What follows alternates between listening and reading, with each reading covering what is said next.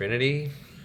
Well, we're going back to Proverbs, but I'm taking us back to Proverbs from this room that has become my bedroom and office and cave and isolation chamber for 10 days, I guess.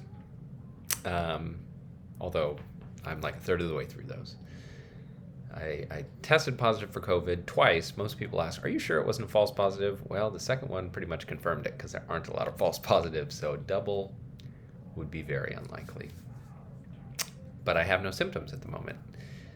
There were no videos for a couple days. It's taken us a while to get our feet under us, but now we're in this weird place where I'm feeling great, but I can't help. And so I hear the family out there. Annie's in this tricky spot where she and the boys have to quarantine, but I have to be isolated from them. So that is a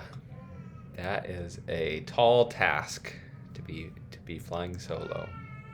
I'm reminded, one, that some parents know well, who raise kids solo day after day after day after day, which is always remarkable to me. Anyhow, in the midst of this, I don't think I'll pre-record videos, so they may come out later in the morning, but for the time being, while I'm feeling good, I want to keep sending out Proverbs videos, and today we're in Proverbs 9, 1 through 6, which says this: Wisdom has built her house. She has hewn her 7 pillars. She has slaughtered her beasts. She has mixed her wine. She has also set her table. She has sent out her young women to call from the highest places in town. Whoever is simple, let him turn in here. To him who lacks sense, she says, come, eat of my bread and drink of the wine I have mixed. Leave your simple ways and live, and walk in the way of insight. This picture of wisdom, God's wisdom, setting the table and calling out and saying, here, come in, sit down, the table is set, come and eat,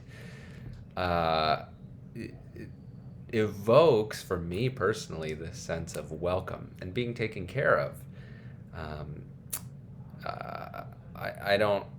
I've never read the Love Languages book, but it's kind of just, they're kind of household terms at this point.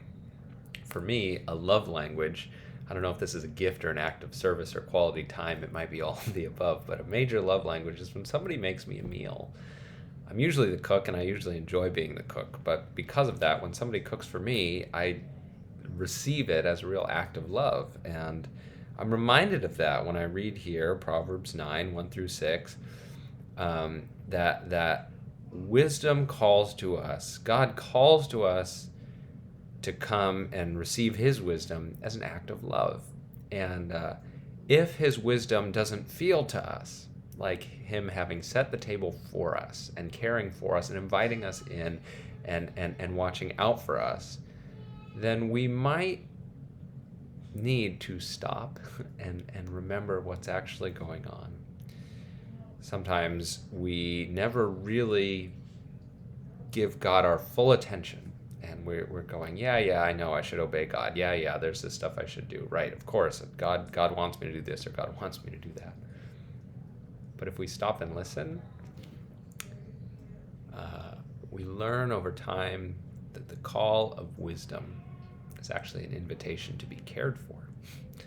And that as we get to know God better and walk with him longer, more and more and more, we find that we're not just being told what to do, we're being taken care of and deeply loved. And the closer we listen to him, turn to his word, really turn our face toward him and pay attention, we'll notice what's going on. What's really going on here is he cares deeply for us, and he's inviting us in so he can care for us and guide us and nourish us and help us in his wisdom.